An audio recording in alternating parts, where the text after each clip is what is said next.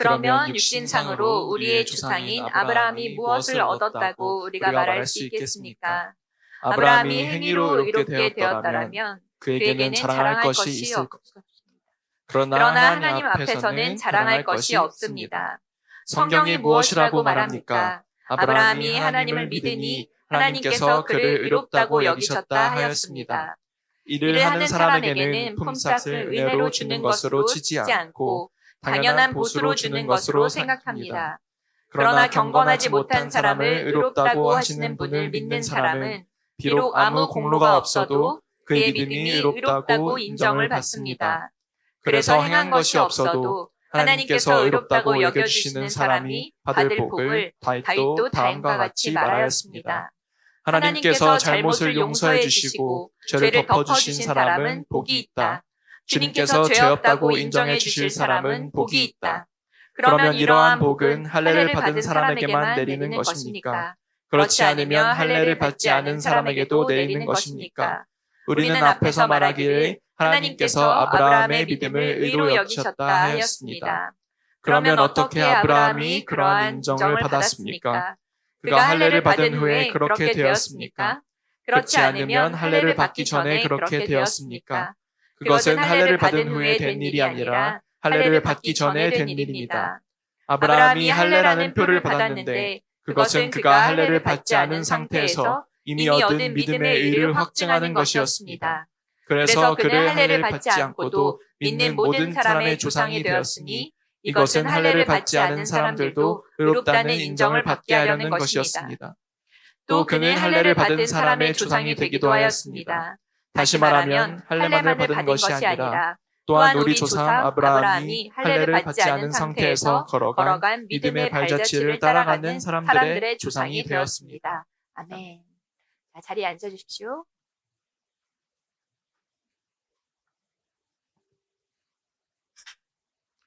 네, 하나님이 인정하시는 믿음, 하나님이 인정하시는 믿음이란 제목으로 말씀 나누도록 하겠습니다. 구원은 행위로 이루는 것이 아닙니다. 구원은 예수 그리스도를 믿음으로 얻는 것입니다. 믿음은 들음에서 납니다. 로마서 10장 17절 말씀에 그러므로 믿음은 들음에서 생기고 들음은 그리스도를 전하는 말씀에서 비롯됩니다.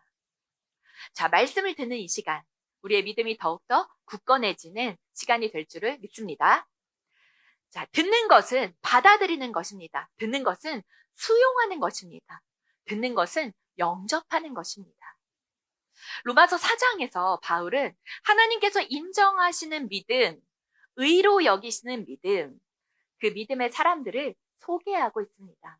바로 아브라함과 다윗입니다. 유대인들이 가장 사랑하는 성경 속의 인물이 세 사람이 있습니다.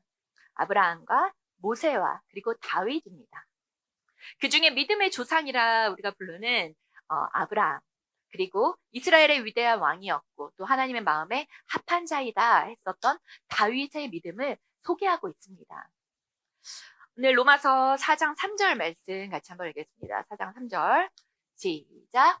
성경이 무엇이라고 말합니까? 아브라함이 하나님을 믿으니 하나님께서 그를 의롭다고 여기셨다 하였습니다. 아멘. 자, 먼저는 우리 아브라함을 한번 살펴봅시다. 창세기 12장에 너의 고향, 친척, 본토 아비의 집을 떠나 내가 내게 보여줄 땅으로 가라. 하나님께서 그렇게 말씀하셨습니다. 아브라함이 믿음으로 순종하였습니다. 그리고 떠나죠. 여기에서도 우리 이곳에 있는 예배드리는 우리 여러분들 중에서도 떠나서 이곳에 오신 분들 많이 계실 것입니다. 물론 자의로 떠났든 타의로 떠났든 밀려서 떠났든 그렇겠지만 떠남의 그 시작의 발걸음을 떼신 분들 여기에 계실 것입니다. 하나님께서 아브라함에게 어디로 가라 라고 하지 않으셨습니다. 내가 내게 보여줄 땅, 내가 내게 지시할 땅이라고 말씀하셨습니다. 그렇게 가라라고 말씀하십니다. 우리는 어디, 우리는 누구, 그리고 이렇게 이거 말씀해 주시고 그렇게 해 주십시오라고 요구를 많이 합니다. 어디인지 보여주십시오. 그리고 여기라고 말씀하시면 가겠습니다. 이 사람이 맞습니까? 이렇게 기도합니다. 하지만 하나님께서 말씀하시는 것은 그렇게 말씀하지 않으셨습니다. 어떠한 무엇이 아니라 믿음의 대상이 하나님 자신이시기를 원하십니다. 그리고 그렇게 함께 가자, 동행을 요구하십니다. 아브라함이 하나님의 말씀을 듣고 순종합니다. 그래서 떠납니다. 이제 믿음의 여정이 시작이 됩니다. 순종하여서 믿음으로 떠난 그 길이 순탄하였는가요? 아닙니다. 그렇게 해서 떠나서 정착한 가나안 땅에 기근이 찾아옵니다. 극심한 기근이 찾아옵니다. 그래서 애굽으로 떠나게 되죠. 애굽으로 내려가 아내를 애굽 왕에게 빼앗길 위기도 처하게 됩니다. 그때 아브라함은 아내를 누이라고 속이는 거짓말도 하게 됩니다. 큰 민족이 되게 하겠다라고 말씀하셨는데 여전히 후사가 없습니다. 85세의 아브라함을 하나님께서 찾아오십니다. 하늘에 펼쳐진 무별들을 바라보게 하십니다. 그리고 너의 자손이 저 별들과 같이 많을 것이야. 그렇게 다시 한번 아브라함에게 약속을 해주십니다. 창세기 15장 6절 말씀을 우리 같이 한번 읽어볼게요. 시작. 아브라함이 주님을 믿으니 주님께서는 아브라함의 그런 믿음을 의로 여기셨다. 아멘. 주님을 믿으니 믿음을 의로 여기셨습니다. 여기에는 행위가 없습니다. 믿음이 먼저입니다. 그러나 아브라함이 이렇게 해서 약속을 믿고 잘 기다렸나요? 아닙니다. 기다리지 못했습니다. 사라의 여종이었던 하갈에게서 이스마엘을 낳게 됩니다. 아브라함의 나이 99세에 하나님께서는 또다시 아브라함을 찾아오십니다. 그리고 새 이름을 주시고 할례를 통해서 다시 언약하십니다. 약속을 지키지 못하고 벗어나는 것은 아브라함입니다. 하지만 때마다 하나님께서는 아브라함을 찾아오십니다. 그에게 또 약속을 주시고 그를 또 붙들어 주시는 하나님이십니다. 결국에 아브라함 나이 100세에 약속의 아들 이삭이 태어납니다. 우리가 아무 생각 없이 믿음의 조상 아브라함 이렇게 마치 수식어처럼 생각해 왔을 것입니다. 그러나 성경 속에서 그 내용들을 하나씩 자세히 살펴보게 되면 아브라함이 먼저 믿었습니까? 그렇지 않습니다. 하나님께서 먼저 아브라함을 부르셨습니다. 자, 그렇다면 아브라함이 약속을 믿고 기다렸습니까? 그렇지 않습니다. 아브라함이 얼마나 많은 믿음의 실추들을 계속적으로 남기면서 걸어갔습니까? 그럼에도 불구하고 또 얼마나 많은 구비구비의 인생길을 걸어갔습니다. 하지만 그럼에도 불구하고 하나님께서는 그러한 아브라함을 붙들어 주십니다. 아브라함의 연약한 믿음을 하나님께서 붙잡아 주십니다. 그리고 일으켜 주십니다. 하나님께서 붙잡아 주신 믿음이고 하나님께서 다시 세우신 믿음이지 아브라함이 내가 행하고 내가 쟁취하고 내가 얻어서 나아간 그러한 믿음이 아니었습니다. 로마서 4장 5절 말씀 같이 읽겠습니다. 4장 5절 시작.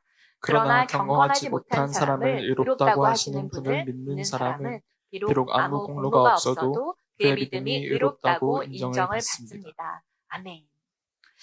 자, 우리의 믿음을 드릴 때, 주님께 우리의 믿음을 드릴 때, 그분은 우리를 의롭다고 여겨주십니다. 그러나 우리는 믿습니다라고 고백하지만 우리는 그 믿음을 지켜낼 힘이 없습니다. 하나님께서 붙들어 주셔야지만 가능한 믿음입니다. 이러한 믿음의 연단 그리고 이러한 믿음의 과정들을 통해서 창세기 22장에는 아브라함이 이삭을 바치는 데까지 나아가는 믿음의 성장을 볼 수가 있을 것입니다. 결국에 하나님께서 아브라함을 믿음의 조상으로 만들어 가시고 하나님께서 새롭게 빚어 가시는 모습입니다. 처음 예수를 믿는 사람들은 믿음의 고백에서부터 출발을 합니다. 나는 죄인입니다. 죽을 수밖에 없는 나를 하나님께서는 나를 사랑하셨습니다. 그리고 예수님을 이 땅에 보내주셔서 예수님께서 나를 위하여 십자가에 달려 돌아가셨습니다. 죽으신 지 3일 만에 살아나셨고 그 부활하신 영생을 나에게 주셨습니다. 이것을 믿습니다. 라고 고백합니다. 마음으로 믿고 입술로 고백할 때 하나님께서 우리를 의롭다고 인정해 주십니다. 그리고 하나님의 자녀로 죄인에서 의인으로 그 신분을 변화시켜 주십니다. 바꿔 주십니다. 바로 이것을 칭의라고 합니다. 우리를 의롭게 여겨주심, 이것이 바로 칭의입니다. 의롭다 여김을 받은 이들은 하나님께서 성화시켜 가십니다. 성화는 하나님의 형상을 회복하는 것입니다. 하나님의 성품을 닮아가는 것입니다. 그리고 하나님의 길, 예수 그리스도의 길을 따라가는 것이 바로 성화입니다. 우리는 그 길 가운데 서 있습니다. 그리고 계속적으로 걸어가고 있죠. 성화는 믿음으로 살아가는 삶의 여정을 말합니다. 말씀을 받아들이고 그리고 믿음을 받아들이고 하나님 앞에 순종함으로 살아가는 것이 바로 믿음의 삶입니다. 믿음은 그렇기에 수동성입니다. 믿음은 받아들이는 것입니다. 믿음은 영접하는 것입니다. 자, 그러면 이번에는 다윗의 믿음을 한번 살펴봅시다. 자, 인생에는 두 가지 존재 방식이 있습니다. 첫 번째는 율법적인 존재 방식이 있습니다. 그리고 두 번째는 은혜적인 존재 방식이 있습니다. 안더슨 니그렌이라는 사람이 쓴 아가페와 에로스라는 책이 있습니다. 거기에는 이 두 존재 방식에 대해서 나와 있습니다. 아가페는 은혜적인 존재 방식입니다. 나는 부족합니다. 나는 죄인입니다. 그리하여서 은혜를 받아들이는 것입니다. 자, 에로스는 내 힘으로 소유하고 내 힘으로 거머쥐고 내 힘으로 쟁취하는 것입니다. 그래서 좀 잘하면 우쭐거리고 자랑하게 됩니다. 못하면은 낙심하고 절망하게 됩니다. 자랑하는 사람이 낙심도 잘합니다. 이것은 성격인 것이 아니고 성품인 것이 아니라 사실은 믿음이 없는 것입니다. 내가 중심이기 때문에 계속적으로 업다운이 있습니다. 불안해하고 또 두려워합니다. 때로는 의심합니다. 욕망을 따라가기 때문에 오르락 내리락 나의 감정에 따라서 롤러코스터를 타기도 합니다. 은혜적인 존재 방식을 살아가는 사람은 다 받아들이게 됩니다. 나에게 아픔도 받아들이게 되고 그리고 나에게 있었던 나이가 들어가면서 오는 그런 연약함도 내가 받아들이게 되고 늙음도 받아들이게 되고 또한 나아가서 죽음도 받아들이게 됩니다. 그리하여 하나님께서 부르신다 그러면 굿나잇 하고 갈 수도 있습니다. 받아들이는 것이 인생인 것, 은혜적인 존재 방식입니다. 다윗이 강성하고 평안했을 때, 다윗이 힘들고 어려웠을 때가 아니라 평안이 찾아왔을 때, 샬롬의 시대일 때 밧세바에 간음, 범죄를 저지르게 됩니다. 그 사이에 아기가 생기게 되죠. 죄를 은폐하려고 밧세바의 남편이었던 충직한 종 우리야 장군을 죽이는 살인까지 저지르게 됩니다. 나단 선지자가 찾아와서 하나님의 명을 듣고 그리고 다윗을 찾아갑니다. 그리고 그에게 죄를 지적하게 됩니다. 그때 다윗은 그 나단의 죄의 지적을 듣고 그 앞에 자복합니다. 하나님 앞에 회개합니다. 자신이 죄인임을 하나님 앞에서 인정합니다. 변명하거나 핑계대지 않습니다. 네, 저는 죄인입니다. 제가 그러한 죄를 저질렀습니다. 바로 엎드리고 철저하게 통회를 합니다. 시편 32편 1절에서 2절 그리고 5절 말씀 우리가 같이 읽어보겠습니다. 시작. 복되어라 거역한 죄 용서받고 허물을 벗은 그 사람, 주님께서 죄 없는 자로 여겨주시는 그 사람, 마음에 속임수가 없는 그 사람, 그는 복되고 복되다. 드디어 나는 내 죄를 주님께 아뢰어 내 잘못을 덮어주지 않고 털어놓았습니다. 내가 주님께 거역한 나의 죄를 고백합니다 하였더니 주님께서는 나의 죄악을 기꺼이 용서하셨습니다. 아멘. 하나님 앞에 자복하고 그리고 십자가를 붙들면 용서함을 받을 수 있습니다. 다윗도 죄의 대가를 자신이 치른 것이 아닙니다. 인정하고 주님 앞에 회개했습니다. 죄의 대가를 치러야 해. 너는 이러한 죄를 졌기 때문에 마땅히 이러한 대가들을 너가 지불해야 돼. 구원받았지만 죄의 대가는 톡톡히 받아야지. 내 죄의 대가를 치르는 것이 우리가 가능할까요? 나의 죄의 대가, 내 삶 가운데 치러지는 것이 우리가 그것이 가능하겠습니까? 아닙니다. 불가능합니다. 내 죄값을 우리는 치르고 살아가고 있습니까? 아닙니다. 하나님은 죄의 대가를 우리에게 물리지 않으셨습니다. 하나님은 자신의 아들 독생자 예수 그리스도를 이 땅에 보내심으로 이 죄의 모든 대가를 예수님께서 다 치르게 하셨습니다. 이것이 바로 십자가입니다. 다윗은 하나님의 용서하심을 믿었습니다. 이것이 다윗의 믿음입니다. 용서함을 믿는 믿음, 그 은혜에 의존하는 믿음, 이것이 바로 다윗의 믿음입니다. 다윗은 죄사함을 받았습니다. 또한 다윗의 자손으로 예수 그리스도께서 이 땅에 오십니다. 그의 모든 허물과 죄를 용서받은 것입니다. 로마서 4장 6절에서 8절 말씀 같이 읽어보겠습니다. 시작. 그래서 행한 것이 없어도 하나님께서 의롭다고 여겨주시는 사람이 받을 복을 다윗도 다음과 같이 말하였습니다. 하나님께서 잘못을 용서해 주시고 죄를 덮어주신 사람은 복이 있다. 주님께서 죄 없다고 인정해 주실 사람은 복이 있다. 아멘. 자, 다윗의 인생은 고난이었습니다. 고난의 연속이었습니다. 고난이 꼭 죄의 값을 치러지는 것, 그렇기 때문에 당하는 것이 아닙니다.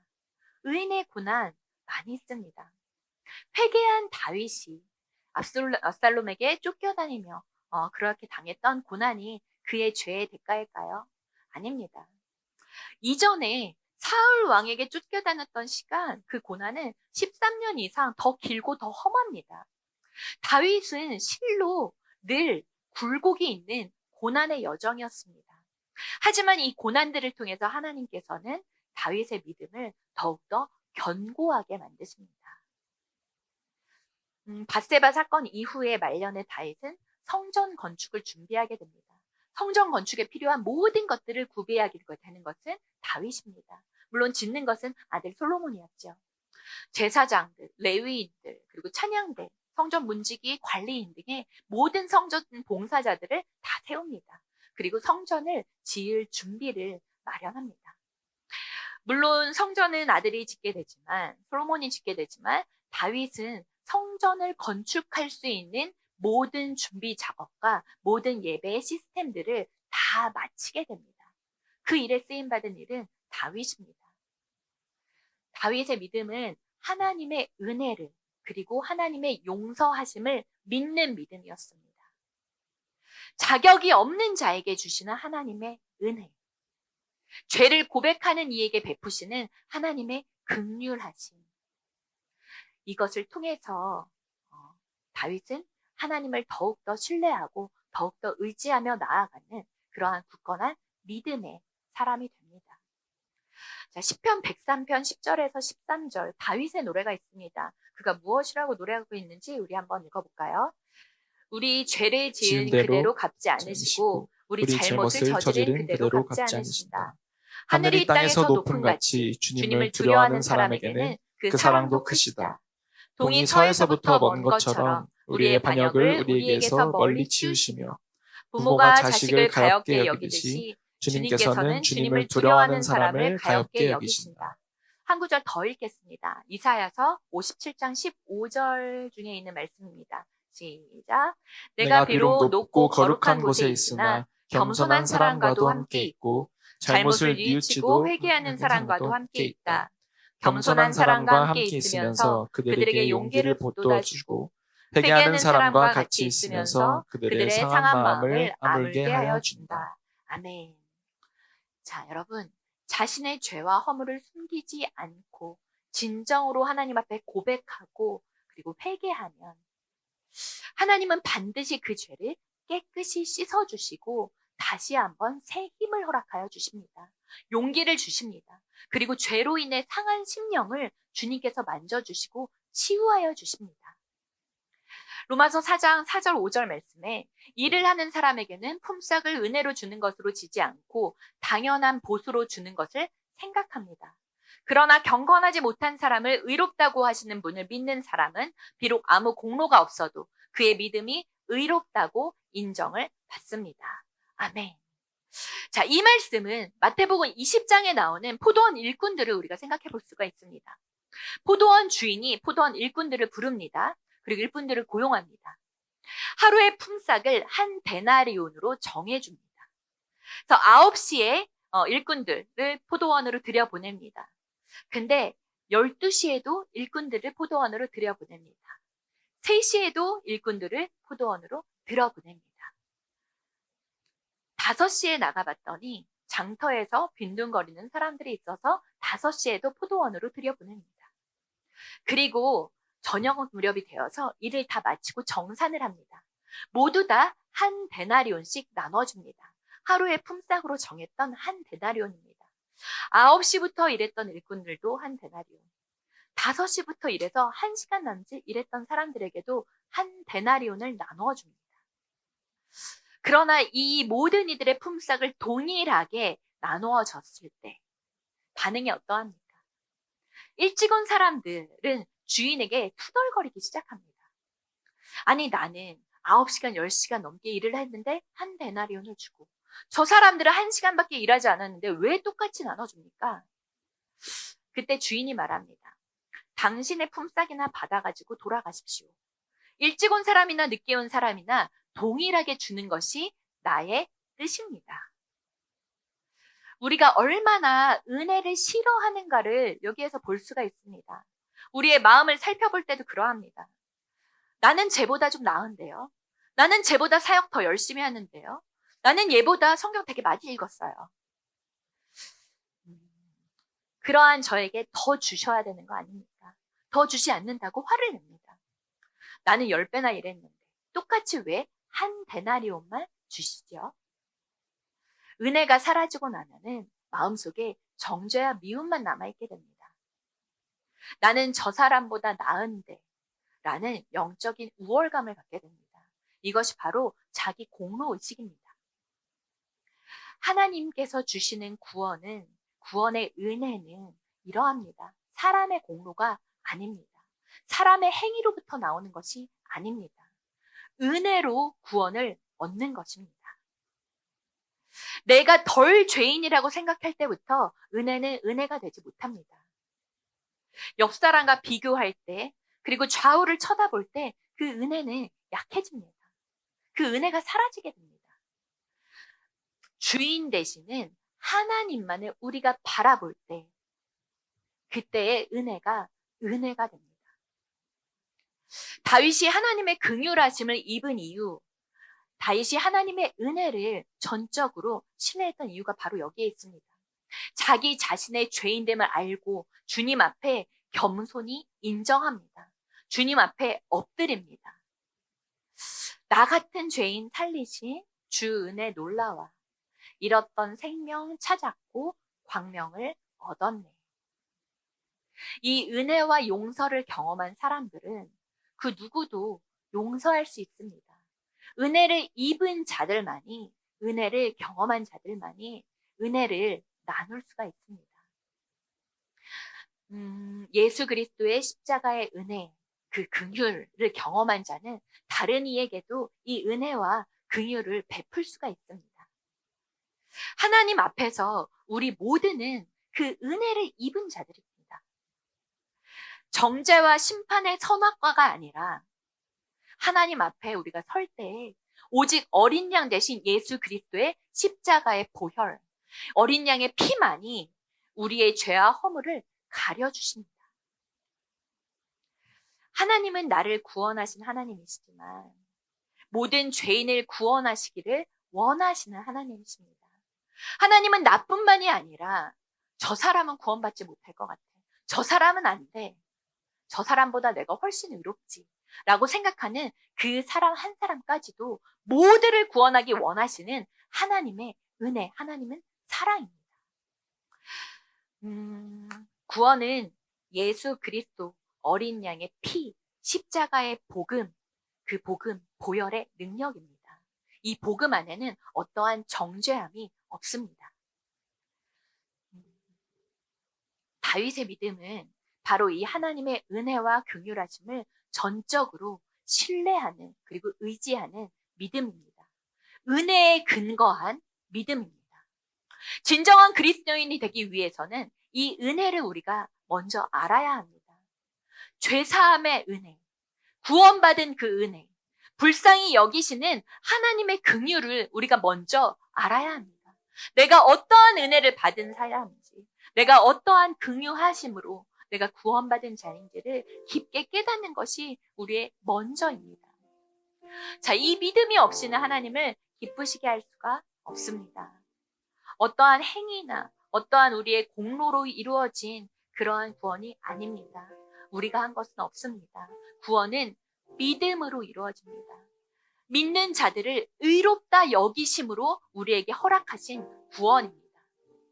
하나님의 은혜를 힘입어서 승리하는 거룩한 주의 백성들, 하나님께서 인정하시는 그러한 믿음의 사람들, 우리 모두 예배자들이 되시기를 주님의 이름으로 축복합니다. 아멘.